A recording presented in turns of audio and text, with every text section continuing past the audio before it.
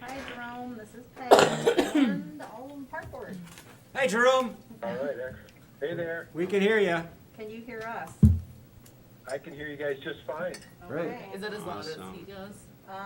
He can be louder, as loud as you would like. Just try not to make too much background noise, but we'll, Jerome, do you have the plans or your packet pulled up or printed out or Yep, whatever? I've got everything pulled. I've got it all pulled up on my laptop. Okay, we got a few minutes yet, but we'll just try to make sure you can hear and, I guess, interrupt. Yep, Let- I can hear let just Mark know fine. if you have I questions. will have to leave about 5:45 or 5:50 to go to my other meeting, so. Okay. Hey, Luke. Did we hear last night? 17? Oh, boy. Village board meeting. Okay. Cool, man. I was like, I got a hidden feeling. Hey Dan. It's like about to explode. Thanks for so. being here, Dan. I was like, the last two items, but I made a little this to Candy, and I was like, I'm leaving. So anyway, I don't think I missed anything. That was my first board meeting since coming back too, so it was just weird to be gone that way. Like I haven't, I haven't had many in-person meetings. This is one of my, coming up on maybe 3 or 4. yeah. What's the what county are you guys in? Portage, Yeah. What's the like mask situation up there? not mandated. Some of the school districts have taken a pretty aggressive approach though with mandatory mask wearing, which is good. But yeah, it's not Portage County hasn't done anything yet, so a little different. For sure.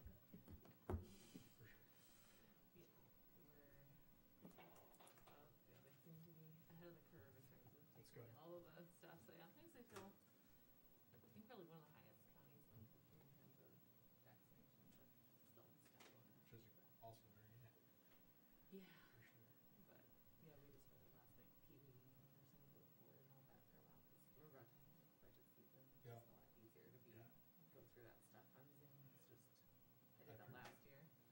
I appreciate being able to talk to people. Yeah, it's fun. In Good person. trip and yeah.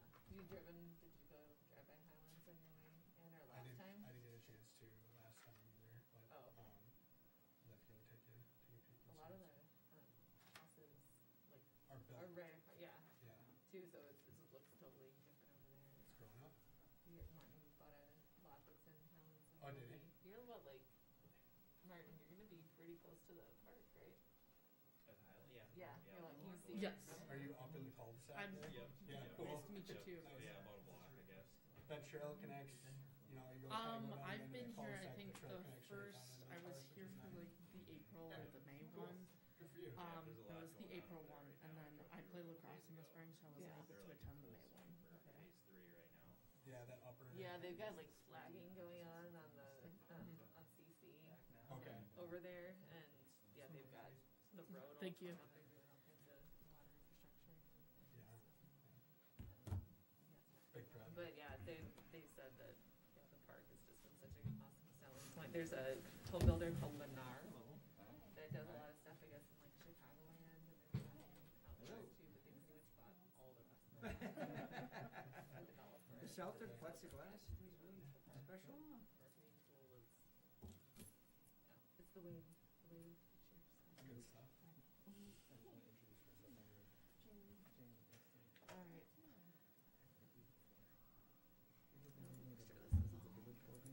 All right. No. I think I like about Zoom meetings is I can turn off my camera. So yesterday I was like, oh, maybe not. It's hard to sit still and vote over in that room. not be able to get up and take a break or something. All right, Mark, I've got 5 o'clock, so 5 whenever you're o'clock? ready. All right. Call this meeting to order. So this is the Village of Oregon Park Board. Welcome everyone. Thank you for being here this evening. As we'll call to order at 5 o'clock. Can we have a call for a roll call? Frisch, Here. Klein, Klein is here on the phone. Here, yep. Van Campen, Here. Mark Miller, Here. Jameson, and Louis Bang. Here.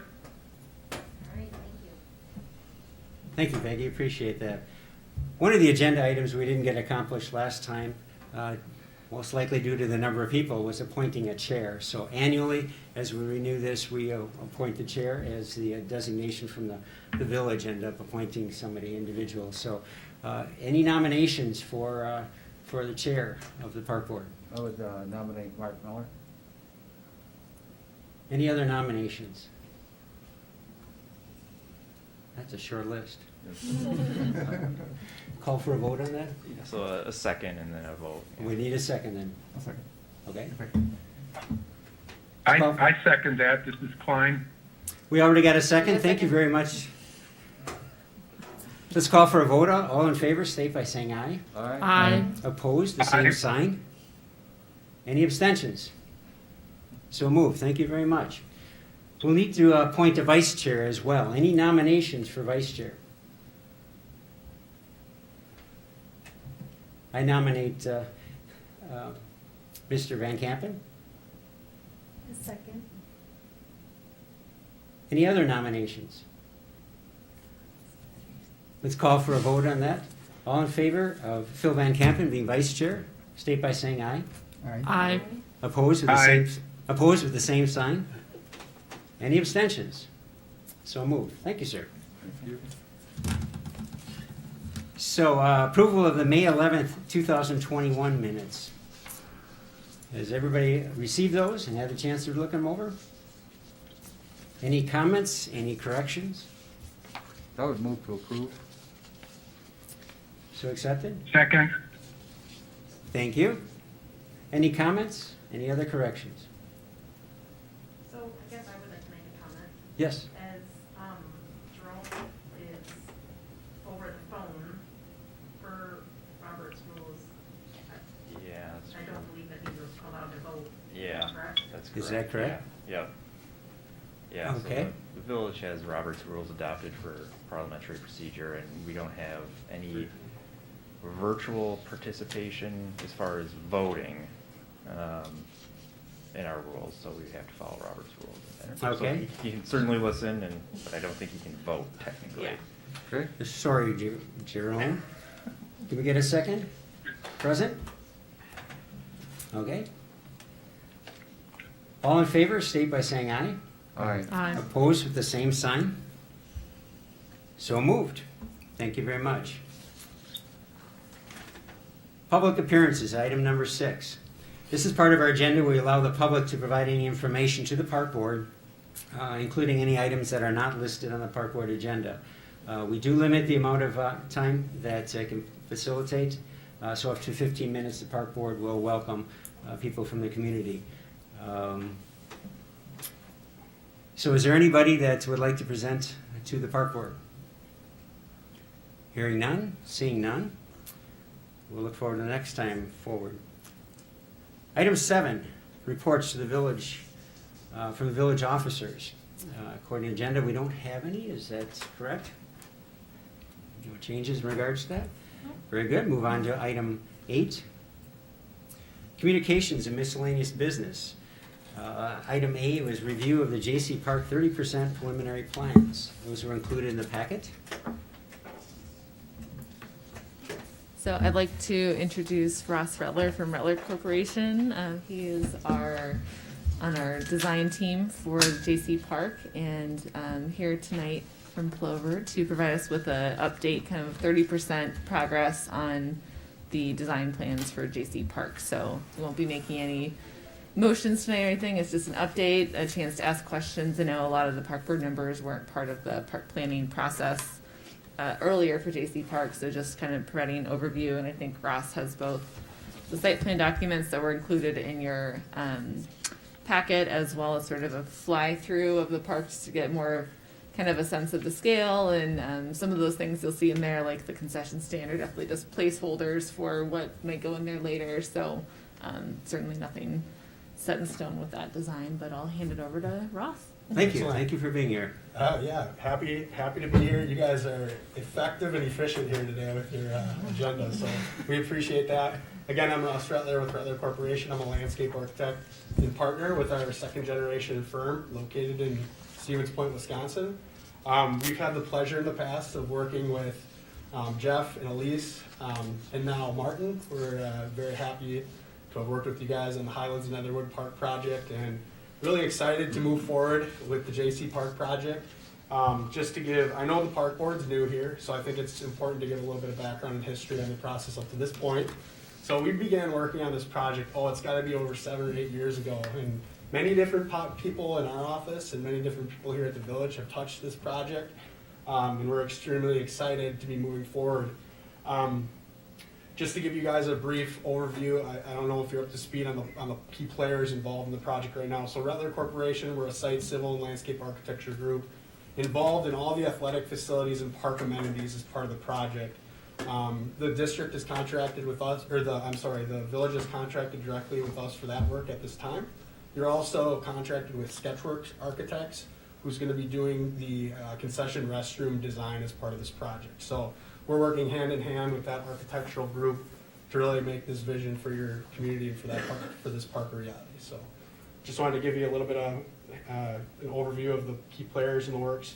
To give you an update on the status of the project. So we're at the point where we would consider a 30% review. We met with the district 2 weeks ago to really go over the overall design to make sure we were meeting all of the scope, including all the scope items as part of the original plan. But prior to this, we've done quite a bit of work in working with some of your local folks. Ruker and Milky, the drawing that you're seeing up on the board right now is the site topographic survey. Ruker worked along with Rattler Corporation and the village to put together a comprehensive site topographic survey for the site. So we knew where all the utilities were. And all the key features that we're going to be impacting as part of this project. Also, what we've done at this point is work with Ruker to do an H&H study of the floodplain that exists on the site to understand the impacts and where that floodplain exists. Also, with Ruker and Milky, we've done a wetland survey to identify the locations of wetlands on site to understand any of those impacts. And then also partnered with CGC, a local or in the Madison area geotechnical firm, to do all the geotechnical inventory and analysis, borings, and so forth, to understand the existing conditions of the site. So that's a brief overview of where we're at this point. And then I think the big thing we wanted to do tonight is to bring all the new park board members up to speed on what's included as part of the overall plan up to this point for JC. Now, Jerome, I just want to check in with you. Can you hear me loud and clear? I can hear you just fine, thank you. Perfect, good. So what I'm going to do, guys, is I'm going to go right over to, this is one of the key items that I think is going to be most helpful in explaining the scope of the project. So the first thing I want to touch on, working our way from west to east, as part of the project, we looked at the new uses being the youth baseball facility, soccer facilities, rugby pitches, pickleball courts. First thing we did was evaluated your ordinance, looking at the number of parking spaces that are typically required per the ordinance, and then what we would anticipate as being a modest amount of parking that would support this facility in the future. So initially, your park, with the parking on the west end of the site off of Oak, and then the east side of the site off of Perry Parkway, you were looking originally at 101 stalls existing on site. With the new plan design, we're looking at roughly 283 stalls, which is just under 3 times more than what was there previously, based on the amenities that are there to support those amenities. So Keynote 19, if you look in the northwest corner of the site, we will be milling or pulverizing and repaving that lot of 73 spaces as part of the project and restriping it very similar to the way it is now. As you move south, you'll see Keynote 10 and 11. Those 2 parking lots are roughly 77 stall parking lots. Both of them are 77 stalls to be able to support the primary parking going into the new baseball complex. To the south of there, you'll start to see how we're looking to take care of any of our stormwater management as part of the project. We're beginning to identify the areas of where we're going to be handling that stormwater with bioswales and detention areas as well. On the east side of the project, currently there exists 28 stalls in this parking lot. We're expanding that to roughly 56 stalls. So we'll be milling and pulverizing what's there, repaving, and then adding, those stalls to get up to roughly 56 stalls. So in all, you're looking at roughly 3 times more the amount of parking.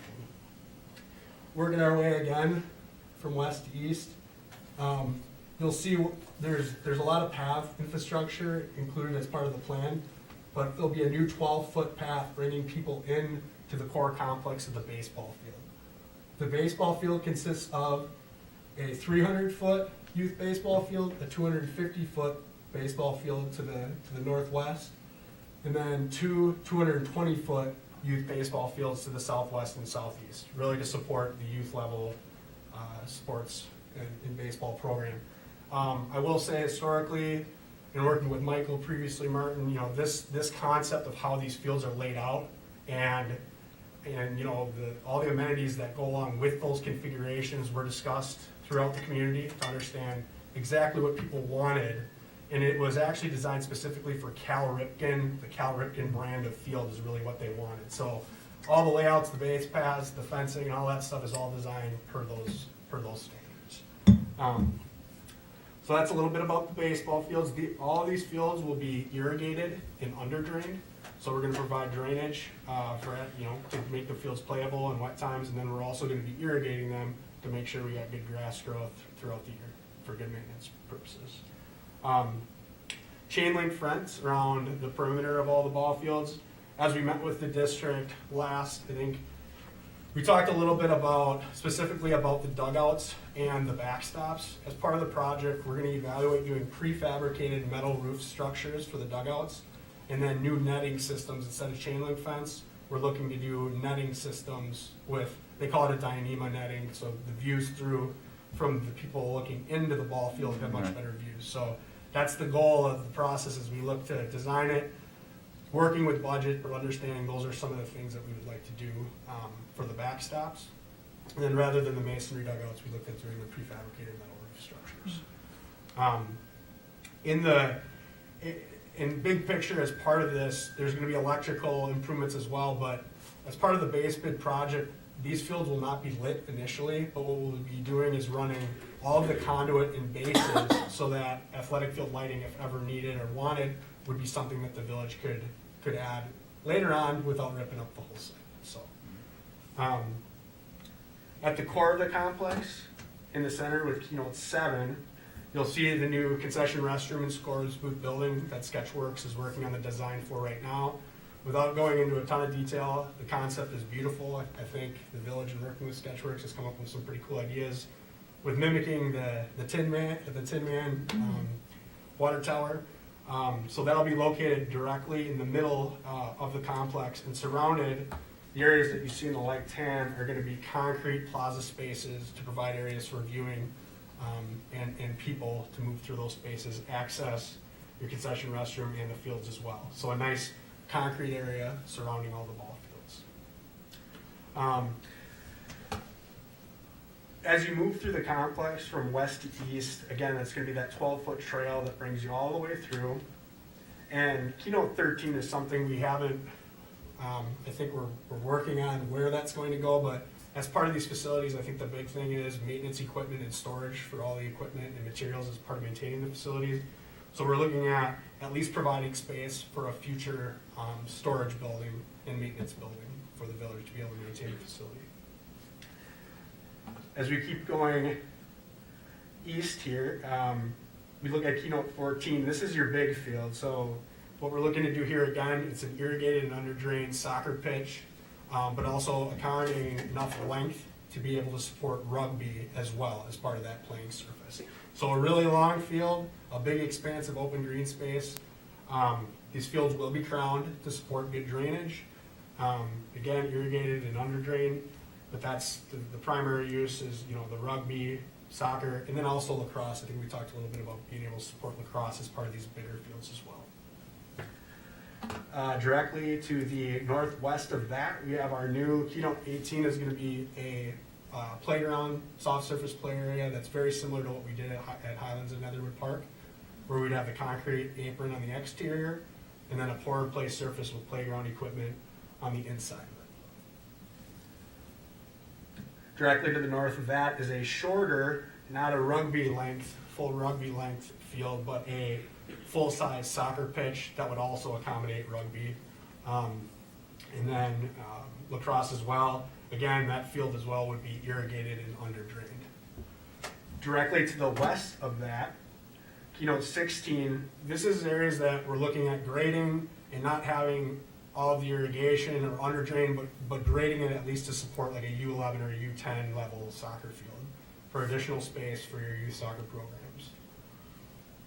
I think one of the cooler elements as part of the project, and it's not a huge element, but one that we've seen more and more throughout the communities where we work, Keynote 17, that's the new pickleball facility, so 6 pickleballs to support your pickleball programs.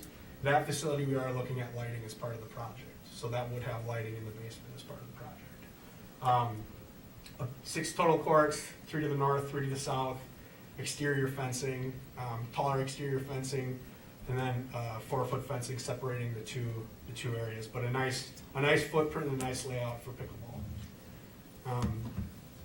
Keynote 12 again is that 56 stall parking lot off North Perry Parkway. Again, we're rebuilding the 28 stalls and expanding to 56 total. And you can see that 12-foot path we're bringing all the way through from North Perry, linking all the way back over to Oak through the core of the baseball complex. We're also looking at adding additional access to the north. This would be a 10-foot path connecting to North Perry Parkway and then linking down to the south into the core of the baseball complex as well. We have access around the outside of the northwest configuration, 250-foot field, back into the core of that other parking complex as well. There will be landscaping as part of the planning. We really would like to get as much landscaping as we can on the interior of the complex. Also meeting all your buffer and screening requirements as part of our parking lots will be a landscaping consideration. And I think one of the more important things is as we looked at the northwest corner of the site, there's some very well established older trees, and I think as we walked the site more recently with some of our designers on staff, I said, you guys, we got to do all we can to help preserve as much as we can. Even if that means shifting some of this trail a little bit, we really want to preserve some of the bigger trees that have established there, because that's where some of the biggest ones are. So that's a quick run through of the plan that's proposed at this point. What we've also done, and as Lisa had alluded to, I'm going to show you a 3D fly-through to kind of give you a better idea of how the park will come together, keeping in mind the concession restroom looks a little different, quite a bit different than what it'll look like. The lighting wouldn't be installed as part of phase 1, but really I think it helps give a really good idea of how the complex looks. So from working from west to east, you can see the parking lot and the configuration of the ball fields. And I think these visuals do a great job. This is about just a two-minute rendition. Coming into the core of the complex, concession restrooms, bleachers.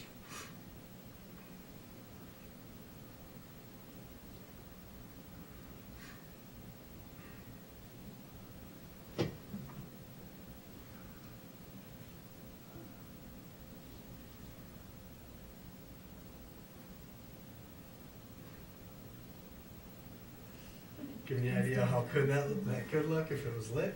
Yeah. Cool concept. We also had shown some layouts of youth fields shown in the outfields to show how soccer could be utilized in the outfields as well.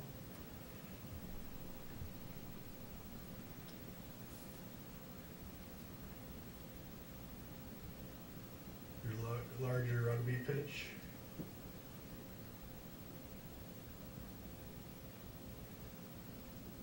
Soft surface play area, smaller soccer and rugby pitch, pickleball facility. It's a pickleball, Jerome. You got pickleball, Jerome. It's on there. Yeah. I love it.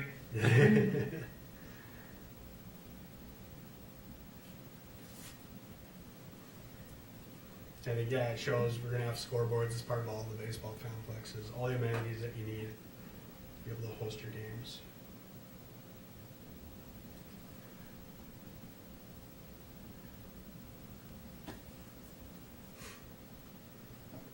And then just a general overview of the complex.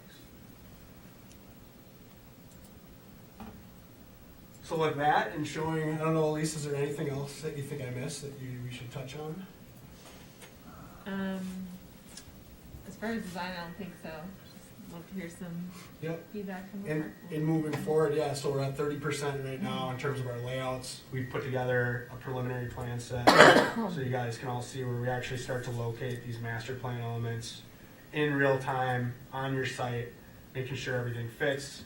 Begin looking at utility infrastructure, how we'd be bringing in sewer and water into the new concession restroom, looking at how our under drain systems will work and connected to detention facilities. So big picture, we're really starting to grapple with how we're going to make this work on your site from a grading, utility, and layout standpoint.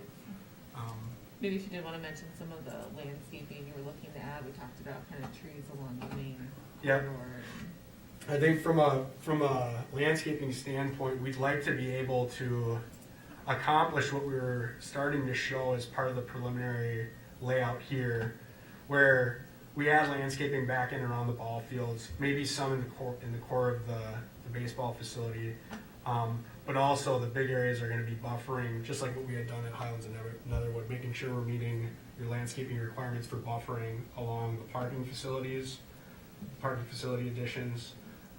And then, maintaining this northern buffer to buffer between the residential area to the north and the park. Maintaining this area, and then really looking at how we can maintain these bigger trees around here as well. But I think that's the idea is to landscape on the outfields and then along the trailways as much as possible. So.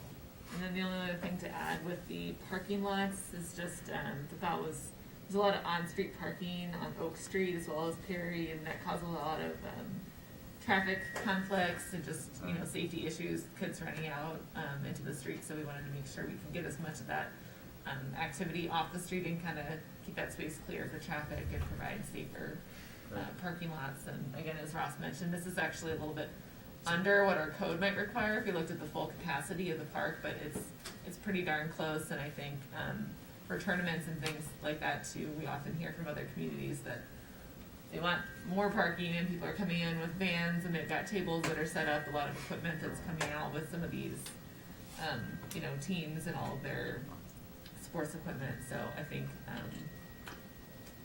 this will be a nice addition to that park too, to have that off-street parking. Questions? Yeah. Go ahead. Kind of for you, Elise. I have this is Jerome. I have a question, probably more for staff, if I can ask. Sure. So, I guess this is more big picture. Are you guys going to talk at all about where we're at, financing, fundraising, schedule, or is that for a different meeting? Well, so Lisa's here as well, our finance director. And I think the fundraising number probably hasn't changed too much in the last couple of months. I think we're right around maybe 255. Right now we're at $262,000 for the fundraising of our $500,000 goal, and there hasn't been really any movement this year at all. Mm-hmm. So I think part of the work that Rattler's doing and refining what's going to be included in the park would be updated pricing and kind of where materials are and all that right now too. And given that the village is committed the $4 million and whatever we may or may not get to with our fundraising goal, at some point we'll have to decide if we want to move forward and maybe just perhaps take a couple elements of the park out for a future phase if we're not able to pay for everything right up front. But I don't think we're at the point yet. I don't know what kind of the update, Ross, where you guys are with providing that to the village. So initially we've done quite a few of them. Mm-hmm. So back in the end of 2020, I did prior to providing our proposal to you guys, I did an update just to understand where pricing was at that point. I would say we're consistent, maybe a little bit more in terms of what we're seeing materials coming at. But as we move further in design development, that's where we'll move forward with our first engineer's estimate, understanding exactly where we're at from a pricing standpoint. And I think another important part to talk about is the timing of the project in general. The way we're going to set up the bid documents would be going out to bid in early January with the hopes of getting big bids back in a month, and then, you know, establishing contracts with the district or with the village, and then starting construction early in 2023, I think is the goal, and how that, I'm sorry, 2022. Oh, I'm like, what? 2022, sorry. But that's, you know, kind of the time frame that we're gonna set up the documents for getting pricing, so. And the 3 million, the remaining 3 million was obtained through debt this year too, so we do have those funds. Other questions? I think Sure. First, thanks, Russ, for coming all the way down from Plover, and I hope your water tower is okay. You're able to fix that. A lot of heat for that one. But you mentioned parking. That's a very popular topic around Oregon right now. And you had mentioned that the number of spots is actually under the current code. Sorry. If we adopt, last night we talked a bit about parking at the village board meeting. If all of that goes through, does any of that impact the number of spots we can have in this on this facility? Because I think it looks great, but I'm just trying to get ahead of it. I'll double check. I don't think that was one of the categories that we changed last night for parking. I think whatever, you know, Fort Atkinson had was similar to what we had. So it's based on one space for every 4 patrons. So it's expecting that an average of 4 people will come in a car together, which is actually, you know, often there's less. But so given about 1,000 seat capacity, that would be about 250 spots. Is that Yeah, right? so I missed that deal a little bit. It's 200. It's right around 286 stalls. So, but yeah, it's looking at your code, 1 per 4. Yeah, that's you're at right around 1,200 people. Is essentially where we're at. Yeah. So a little bit of that is to be determined depending on, you know, what bleacher system we go with and seats, and of course not likely we're gonna have all of these facilities used to their full extent all at the same time, but especially with some of the tournaments, the soccer tournament and some of the baseball tournaments, I think to have that capacity to have that off street. So again, we're right in line with where our code is, and nothing is gonna be changing from the next, hopefully not, the next little while. Yeah, as you start to look at youth sports specifically, with the number of parents and fans that you can draw as part of like a youth sports event, I mean, you get all these sport fields going, and all of a sudden you have some soccer games going at the same time. You know, you're going to have a ton of people. And as we look at something like, let's look at a stadium, for instance, track and field stadium at a high school. In a lot of cases, we're looking at, in your area, we're up in the 2,500 number for just the grandstands that we're designing. So I think, you know, 1,500 people, 1,200 to 1,500 people is something with athletic programs that we see as being kind of a standard number. But again, a modest number of parking in my mind for the project. So. Thank you.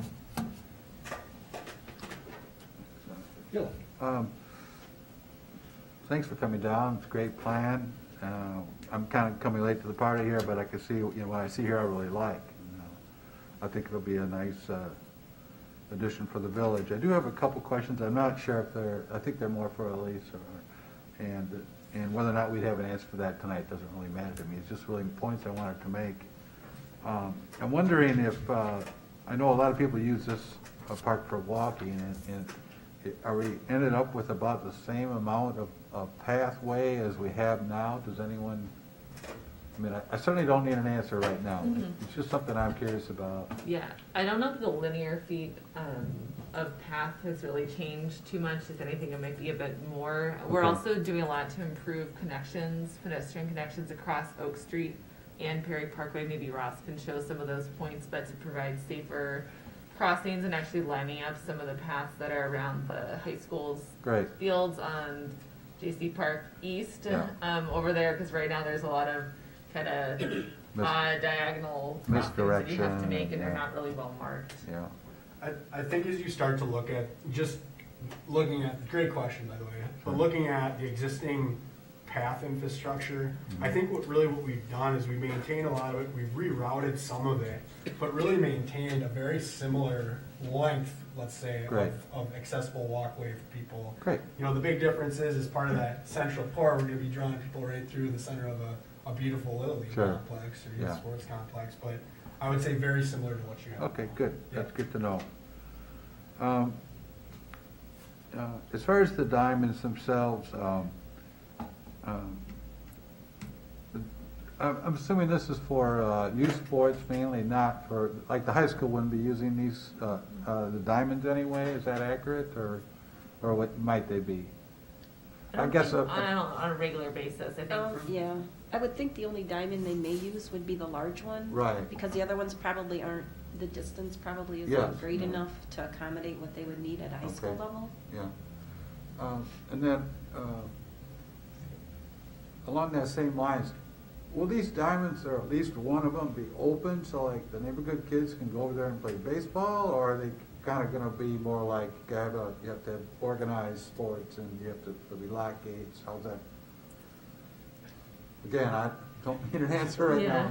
I don't know if we've discussed like gates. I don't think it's gonna be kind of like how the high school fields, the school district fields are on the other side where they're sort of locked and you're not Right. really able to enter, the soccer field or anything. I would imagine they'd be open like our current parks are, and Yeah. obviously if there's an organized game going on, it's not gonna be, you can just wander on, but I think they'd be open, free flowing. Obviously the path to, even if there are events going on, the public could walk through. It's not gonna be gated off in that center area.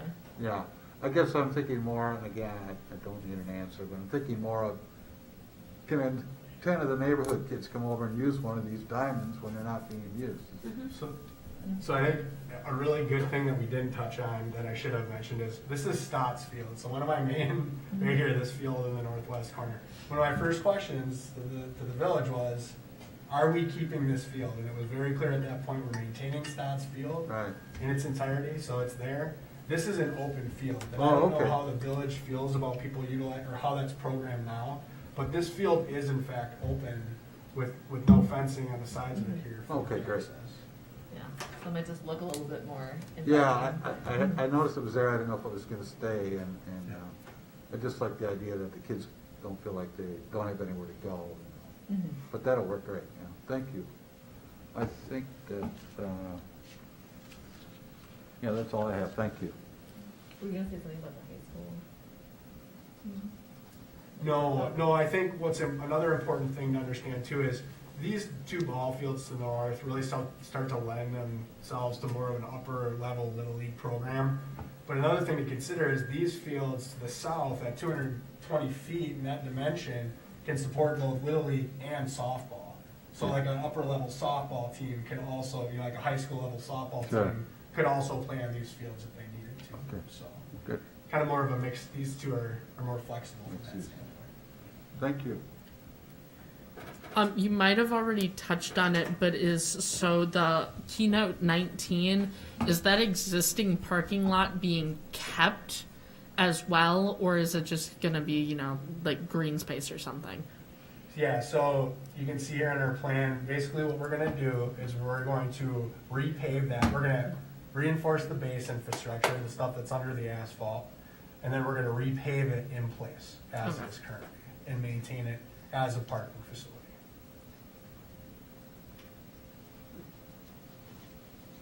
So I have a couple questions, probably pretty basic, but first, thanks for keeping those trees or trying to, because the shade is appreciated. Absolutely. Sitting out there. But Cal Ripken Fields, what does that, So really what Cal Ripken's style of field was established, and it's the specs that govern the orientations and dimensions of the fencing and the infields and the outfields. It's really, when we were originally asked to look at this, it was like, hey, we really like the Cal Ripken style of field.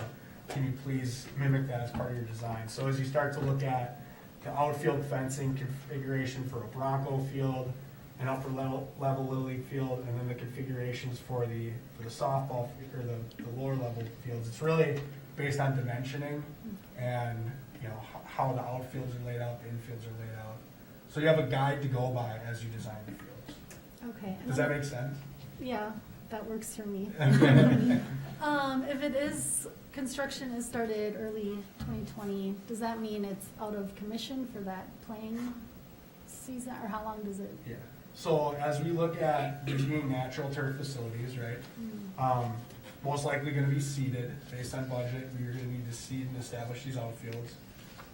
you're gonna get these things in and seeded later on in the year 2022.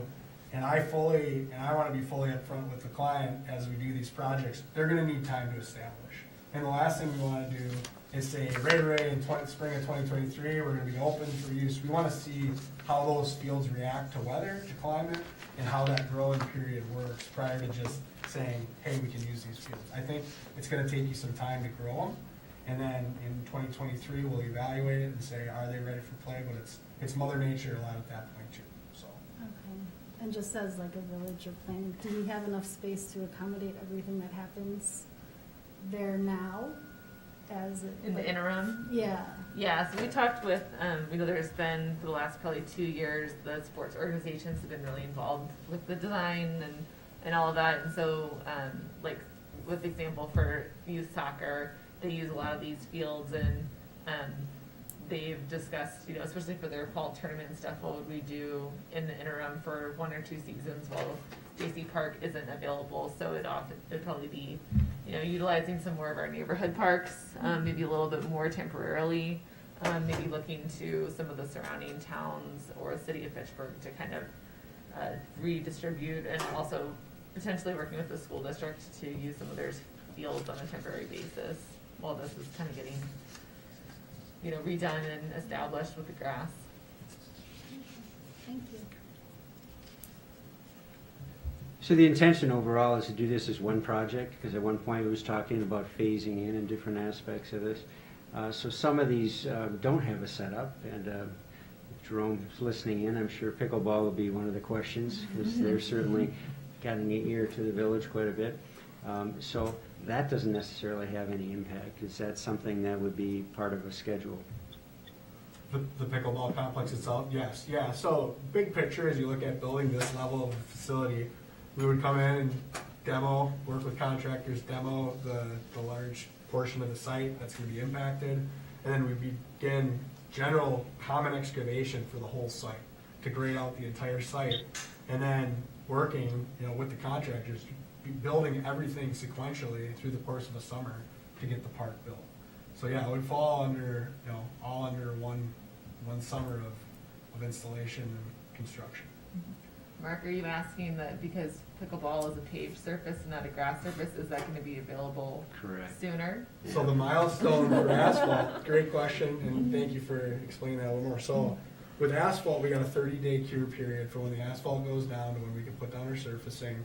So there is some potential that could be used later on in the fall timeframe of 2022, but really the growing of the grass areas is what's going to be most important to navigate and watch to make sure we're ready to put people on those fields. Likewise, weather has a huge impact You on got it it. as well. You You can't got it. control that. You can only put so much water and sun on it That's right. manually. Yeah. So what about the funds on this? So obviously, the commitment was that community would raise the $500,000. So where does that leave it in the play of this? And that's not necessarily for you, I understand that. Do we have a say on that? Any thoughts on that? We just keep looking out, because we've moved away from the fundraising to be the park board's responsibility, kind of passing into that, which is a reason why Jerome was asking what's the update in regards to that. So what happens if the funds don't move forward, or what's going to take to move it forward? Right. Well, as I mentioned, we're kind of at the number that we're at right now. There have been some guests that have rolled in over the last year and a half or so. There was an event planned like the Saturday that COVID shut everything down. So since that time, we haven't, organized any other type of event or any other fundraising setup. But once, I think, getting the numbers back from Reller, once they do their updated pricing with the engineer, they'll kind of give us a sense of, here's what this is going to cost, here's where we are, what's the gap. Do we want to, continue to wait to fundraise more and maybe put more of an effort towards that, or do we want to move forward with construction with what we have right now and perhaps, remove some elements of the park or try to look for other funding sources, whether it's in kind or trying to get grants for playground equipment or something like that There's definitely elements I imagine that are easier phased and added later than others. But just for economies of scale, there's a lot of the work needs to kind of be done at the same time. So we would probably kind of come back to you all if we needed to reprioritize what would need to be, you know, potentially removed or phased to wait for another, you know, borrowing cycle for the village if we needed to not include all these elements of the PEP from a. Is the plan to continue on from the 30% to go farther along? Yeah.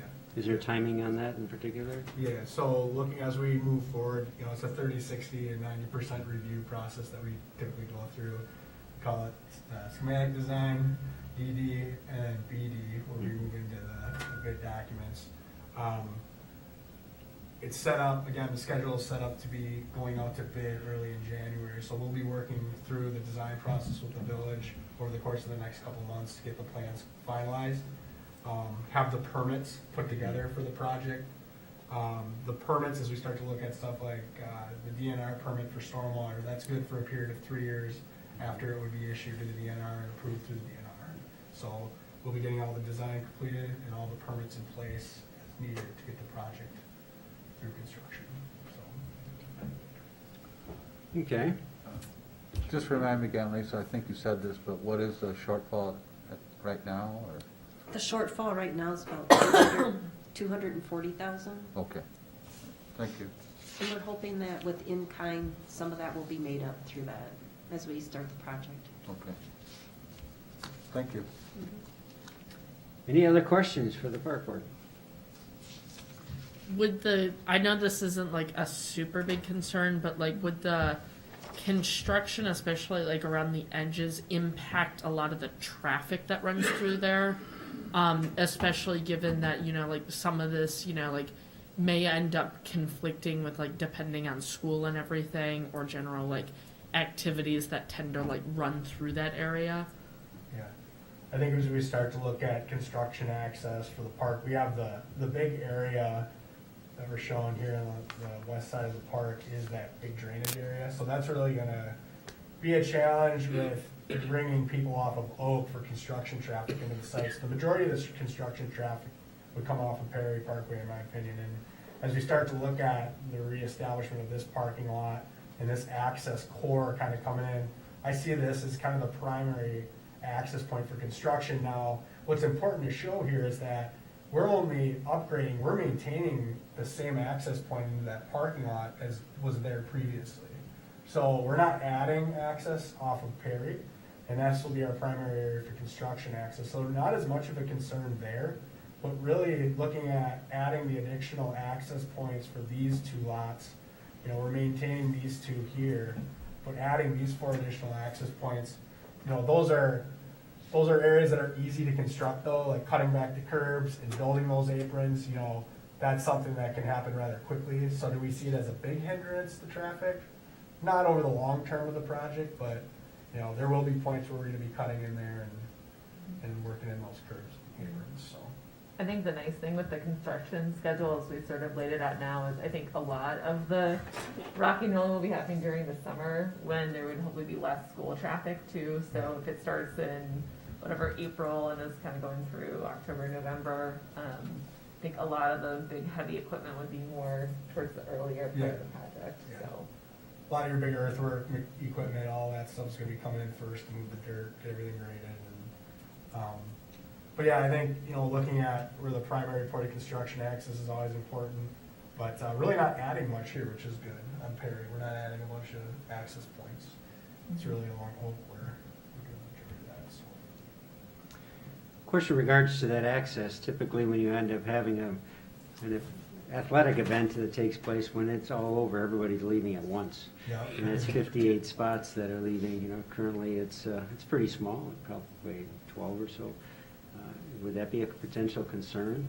So I think we looked, as part of the preliminary planning, we looked at the option of adding bridges as part of this project and really looking at the price tag for adding those bridges to get people across and over into the park facility. So really what we did is we tried to maintain the existing bridge infrastructure that's there, in order to not add a bunch of dollars into the project. So really what we'll end up having is 2 points of access and egress out of the core, you know, the primary point of egress out of the core of the baseball complex will be here, but a secondary option for folks to walk up to here to get into that other lot.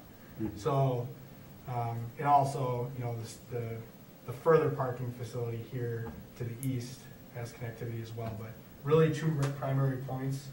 I think we talked specifically about the width of the trail segments there to be able to make sure we had enough width for people to move, you know, larger numbers of people to move easily through those spaces. So I think that was considered, but again, we didn't want to add a bunch of bridge infrastructure if we didn't have to. Elise has a bridge out her back door that she Oh. probably could offer that. Yeah, we can probably move that over.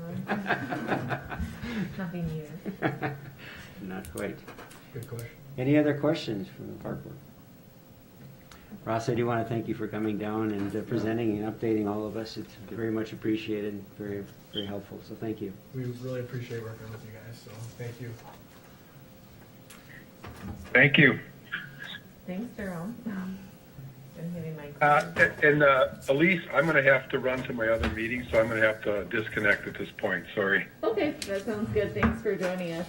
Thank you, Jerome. Have a Yeah, great thank- night. All right. Thank you. Thanks for accommodating me. You're welcome. Bye. So item number 9, unfinished business. We didn't have any in particular, so moving on to item 10, new business.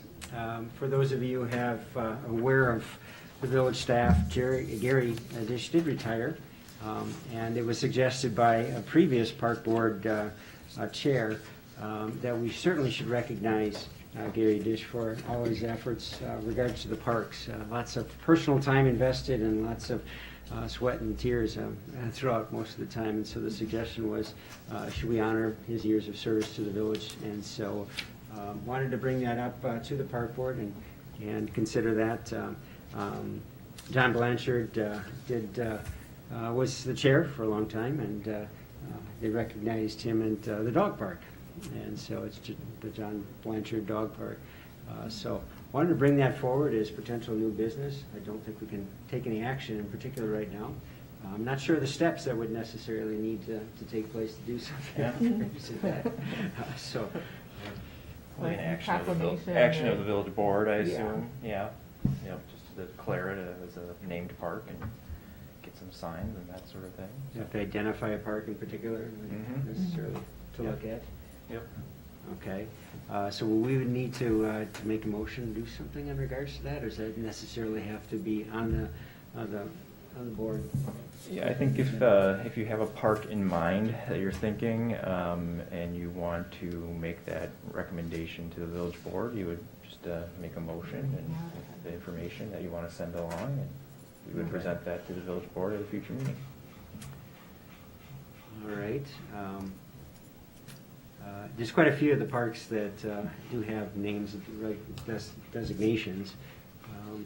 The newest one out, Netherwood does, I do believe does not as yet. So that would be a thought that I was considered, is potentially making a motion to designate that particular park. Could we always like rename, like, I'm just thinking there's a house, so I live over near like Bethel Greenacre, and there's one like way up on Cherrywood. I think it's like, can't think of it, but would it be possible to like rename some sort of park that isn't like already named after a person? I think that's Stone Ridge Park. Yeah, I think, yeah, that sounds right. And this one actually doesn't include, this is a little bit outdated plan, but it doesn't include Highlands and Netherwood Correct. Park, which is right here, of course. That's the hedge. And that's off of, Netherwood. the Netherwoods. I was thinking of looking at the Stone Ridge. Oh, Stone Ridge, yeah, it's off of Cherrywood. It's like right near like where Cherrywood and Lynn Trail meet, like right up there. 18, Okay, yeah. okay, further out. So it's this one right here. So here's Alpine. Here's RCI. Mm-hmm. So it's over there. Okay. I know Gary and his wife have also spent a lot of time on our hanging baskets downtown. A lot of the planters, a lot of the plantings, have the roundabouts and everything too. Oh, the roundabouts he lives downtown. near Seen about the downtown. roundabouts, yeah. So just, yeah, trying to think about if there's any special location that might be, Nothing jumps in my mind in particular. yeah, special to him. Hmm. Well, there's, we're building a new park that we talked about at the previous meeting Autumn Ridge, off of M, Mhm. Fox, I can't remember that. Fox Field area. I suspect that has no name yet. yeah, we've thrown around, Autumn Ridge Park or, Ridgeview is one of the Sure. names of the streets, but yeah, nothing that's, been determined and nothing, personal yet, so. One thing that, sorry, one thing that might come up that we may want to do a little research on is some of the plats may actually name these parks in subdivisions, and so we may need to think about that. Right. Yeah, is there anything, I think, for Highlands and Netherwood Park, I think that's just always what it was called. I don't know if there was anything associated with the developer that they wanted to be named after the neighborhood. Right, but- so we may, yeah, depending on the park to pick, staff may want to just do a quick little research on Sure. some subdivision plats and covenants that were recorded that may deal with the Yeah. names of parks. Maybe that's the action item we do it tonight, is just Yeah, maybe we just come further back, investigation. and right, maybe we see- come back with a list of parks that look like they could be easily renamed and then make a decision recommendation from there. That would be great. Okay, That would be awesome. Wonderful, thank you. I think that's really, really nice thing to do to honor Gary. I was just gonna ask this, but I think I know the answer. Does the village have any past practice of naming parks after living people? But I think, didn't we name the dog park Yeah, after something? John Blanchard. Yeah, okay, all right. Because sometimes that's a caveat. People say, well, we don't name things after living people. But John's well that- alive. Sounds like we're past Just in that here. case. We don't want to encourage anything either. The other thing too is, I don't know if Gary has been asked about it. Sometimes That's people, true. sometimes people don't want it, Yeah, so. that's He didn't even want a retirement party, so. I was going to say, where is Gary? Well, He just that might disappeared. be, He was here for, that's was probably it an important thing to 41 do. Yeah, years? that's probably a good point. Yeah, Yeah. 41 years of service to the village. Yeah. I'll That's a ask good John job. to ask him. Good job for Jeff Rowley. Yeah, he'll get a good read on if this is something that. I will take that as an action item to initiate that. Okay, thanks. Definitely. Item number 11, items for future meeting. Next meeting date is October 12th at 5 o'clock. It's currently planned. We'll look at reviewing the park board roles and their authority. I do think it's an opportunity as a new board to get familiar with it and understand what kind of the roles and aspects. I think that would be great. There are documentations that are available in the website as well, so strongly encourage you to look at those. Likewise, the second bullet point here is the 5-year parks plan, and looking at that as well. I do think it's important that we're familiar with that, be aware of it.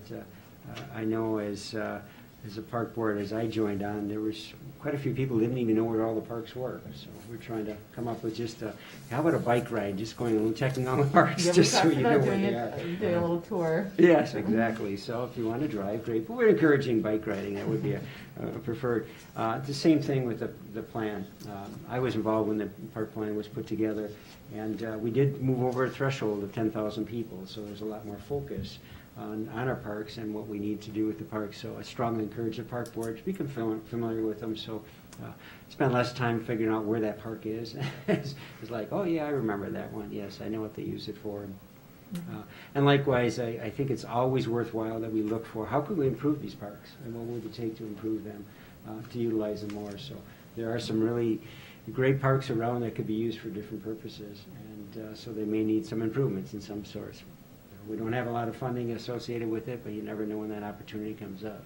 Really did a nice on that on Market Street, the park with the bike path and the bike pump area. So that's a great amenity as well. So keep looking at that. Is there any other items that the park board would like to include? Just from a previous few meetings back, we talked about Lerner Park. We had someone come in and talk to us. There was some discussion of a master plan, and I believe I read that's been budgeted, although I see this may be released Do you know anything about that? Yeah, we've set aside some funds for planning and engineering, kind of a master plan for the whole, I guess, West Side Park learner conservation area and some of the other properties that are there. And I think the plan was, and you can correct me if I'm wrong, Elise, I think to look at that next year is kind of one of our big planning projects. Yeah, and I think there's been some discussion about, there's some water issues obviously on the east side of Right. Lerner Park, and sort of what's the timing of, hate to spend a lot of money on, our plan goals that- for our park, but if those aren't really achievable with the Right. conditions, so sort of a chicken and the egg thing too, but we're getting pretty close, I think, on figuring out some of the permitting for doing some clearing of the drainage ways in Right. Lerner Park and allowing water to travel more Okay. efficiently through there. So I think Jeff's recommendation has kind of been towards, let's try to get some of that work done and see where things are headed before we invest. There's different levels to the master plan. It could be more of, spending that money on a community survey to understand how people use the park, how they would like to use the park. It could be used more on a landscape architect kind of doing a conceptual plan before you actually get into actual kind of construction documents too. So I think, next year, definitely taking some time to think about that and the West Side Park too, if that active use that's been planned for a long time, if that's something that's still needed, wanted by the community, how that kind of fits with the whole rest of the park. And, again, as you mentioned, our 5-year plan for the Park and Rec plan that I have up here, it's 2018 through 2023. So I believe in 2023, that's set for a full update along with our village comprehensive plan. So that's coming down the line, and that will be, I think, like a very robust public involvement with school district and members of the public and everything. How do we envision our parks to grow, and what amenities do we want to see in new parks? Yeah, I think this body will be, heavily involved, obviously, in all of that. And I think next year probably will be West Side Park. We'll talk about kind of how we want to proceed with that, the future of that park. And all of you will be, heavily involved in that. And then, yeah, as Elise said, well, the following year will be the 5-year update. So we can talk about that next meeting, obviously, too. Okay. Great, thanks very much. Mm-hmm. Any other items for the park board this evening? I don't have any items, but I had a question. A while back, we took those lots on Alpine by the dentist and said kiddos could practice soccer or whatever there. And I haven't seen anybody on there. And I was just wondering if people knew that they could get it, or if that was kind of off the table. I do believe that Deb Bossingham put them in the schedule that they could reserve. They are these spots. listed on the Okay. site. I don't know if I think some of the sports organizations said we might use those depending on, especially if some of the fields around JC Park were super wet this year. Maybe we would use Alpine as kind of a backup because we've had such a dry summer. I think they haven't had to be kind of displaced like they are some years with the water that pools up there. But, depending on if there's not any development planned in the imminent future for those lots, we can, one is owned by the village, so until we have a plan for that, I don't see why we would have a problem with that continuing to be available to organizations. But for Dan Bertler's lot, if he doesn't have anything planned, we'd certainly probably approach him over the winter time and see if he's willing to do another, short-term lease for maybe part or all of next season to let that continue to be available. Well, now that I think about it, maybe it's not awesome because there's not anything there like goals or equipment or. Yeah, I anything think for a lot of the, easily the smaller kids for soccer, they bring the goals with them, but, yeah, at least it can be used as kind of park space for, if somebody wants to go throw their frisbee, but it's a little bit of a busy intersection. I can understand why maybe it's Yeah, not that's true. the most ideal spot to have, kids and balls and all of that, but that's why we also, I think, restricted, things that wouldn't be thrown a far distance to go into the road, so. But yeah, it'll be interesting to see if anything happens there. But yeah, I haven't seen them being used either. You can ask Deb if she's gotten any interest in those lots. I haven't had the chance to fully read through the minutes from May, but was there any more discussion as far as the Alpine Keller Meadows?